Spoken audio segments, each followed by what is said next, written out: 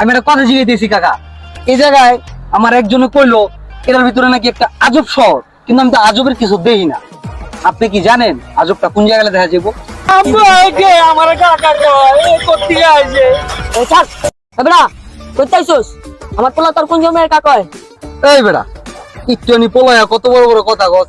ওই বেটা কাকারে কাকা কমু না কি কমু? হ্যাঁ একদম কাংসের ভিতরে দিমু বেটা বেয়াদব। কাকা আপনি জানেন তো দেহি বেটা লিমিট করে চলে যাইতাছস। আমার পোলা আজু, আমি আর বাপ রাজু।